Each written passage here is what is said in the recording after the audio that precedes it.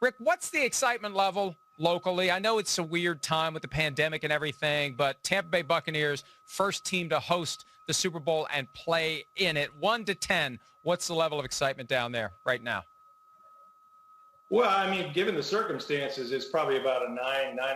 I mean, it's unfortunate, this is now, as you know, Mike, the city of champions. I mean, we've had, the Lightning win the Stanley Cup, the Rays go to 6 games in the World Series, and now the Bucs. And there will be fans there, many of them from Tampa Bay. But, look, they're pretty jacked up about the Bucs. It's been 13 years since this team was in the playoffs. You get Tom Brady and you go to the Super Bowl, the first one in their home stadium, of any Super Bowl team.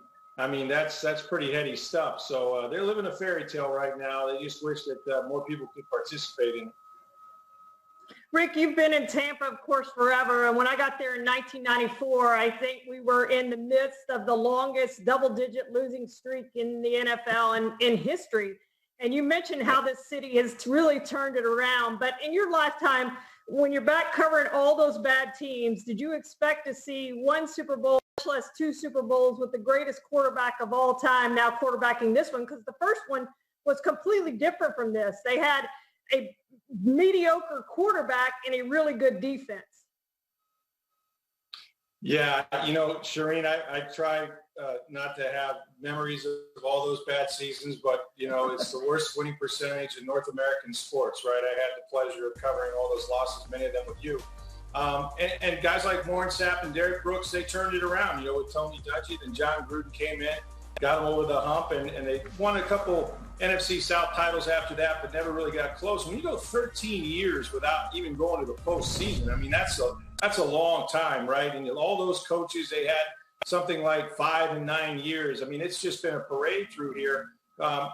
First Bruce Arians and the Winston thing didn't work out. But, yeah, who expected when you started, this time a year ago, that Tom Brady would leave New England, come to Tampa Bay, and with all that was against him, would lead this team to a Super Bowl. I mean, it's really just storybook, and we'll have to see what the ending is in a week or so.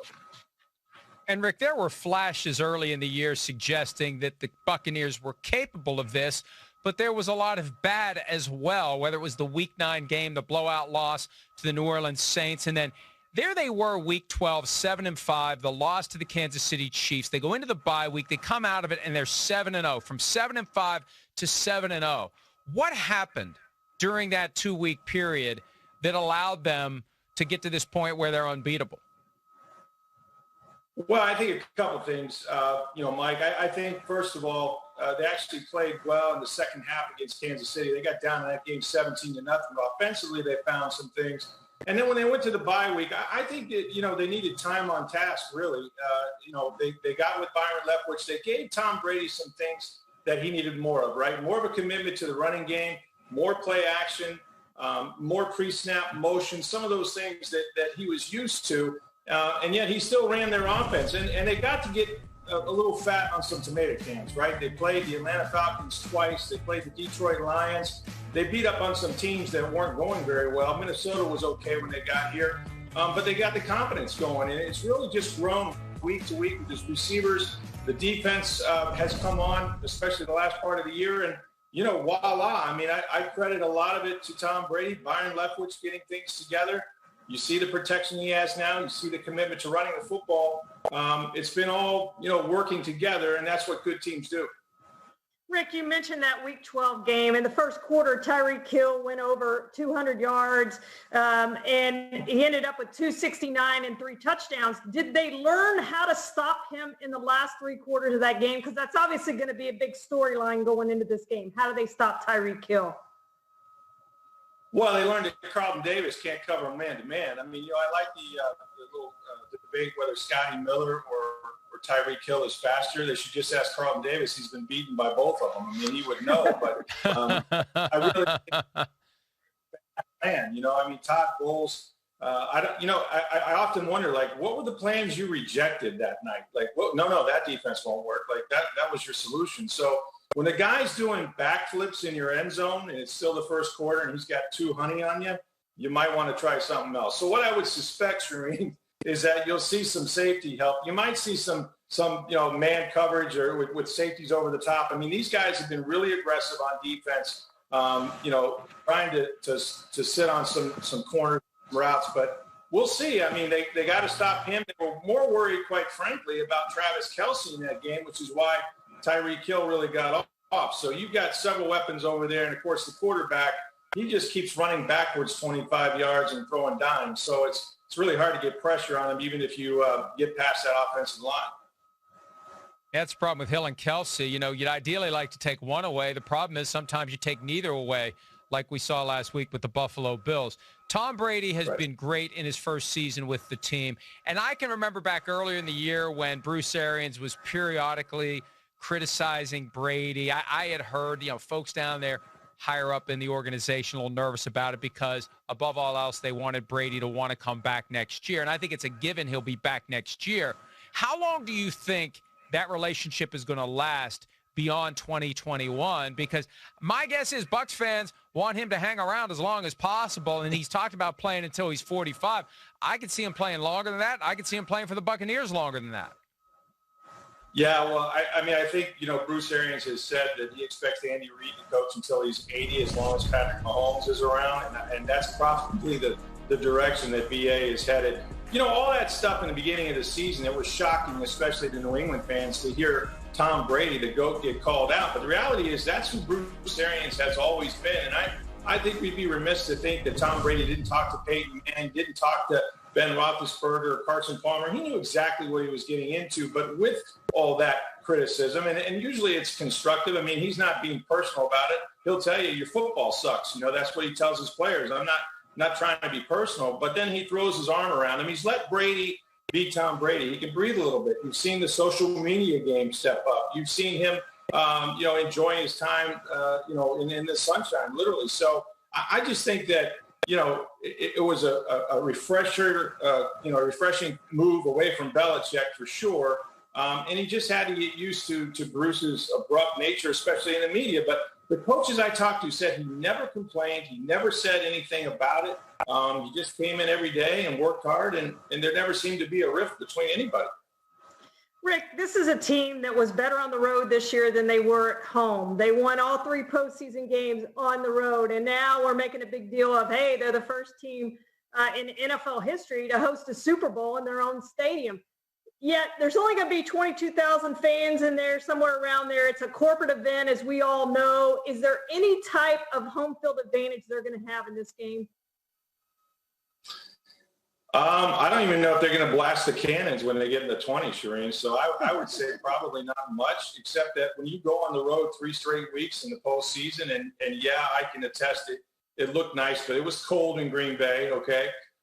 They're happy to be back here and sleeping in their own beds, as they say. Kansas City's sleeping in theirs, by the way, until like Saturday night.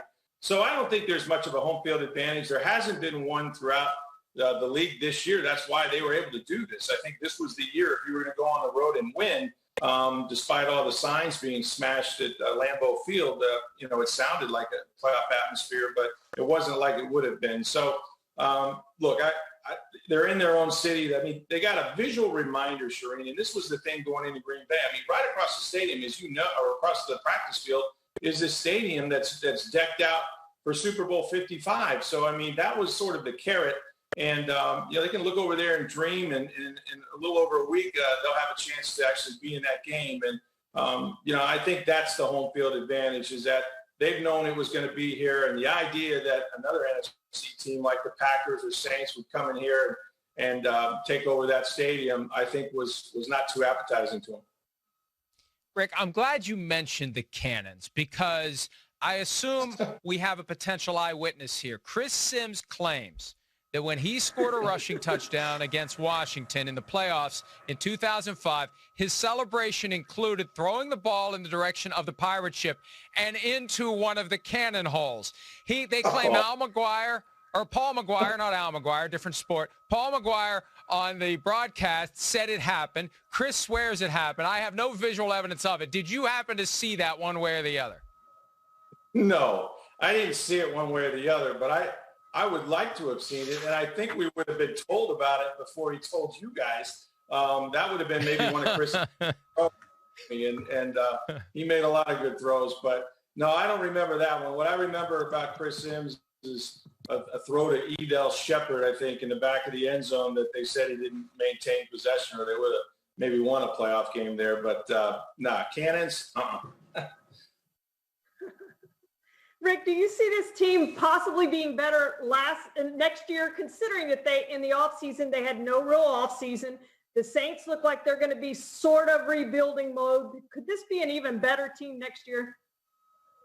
Well, I mean, presumably, right? I mean, you got to see who you can keep. I mean, they've got a lot of free agents, starting with Chris Godwin. They've got to decide what to do with Shaq Barrett, who was their franchise player, and Ndamukong Suh. Does he want to play another year?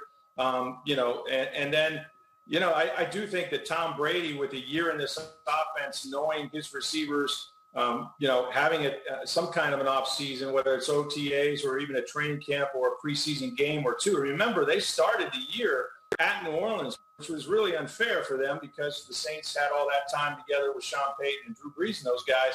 So I know what Brady's mentality will be, win or lose, is that, hey, you think this was good, wait till next season. But you guys all know that even Tom Brady didn't go every season to the Super Bowl. It just seems like it. It was about every other season. But with the NFC South, as you mentioned, if Drew Brees doesn't come back, is Jameis Winston going to be the quarterback there? Carolina's still a long way from being a contender. Atlanta looks like they're starting over with salary cap problems. I mean, the Bucs will be favored. And the one thing they haven't done in a long, long time is win the division. And that certainly helps you when you get into the postseason. Hi, I'm Mike Tirico, and thanks for watching. Make sure to hit subscribe for the latest news and highlights from NBC Sports.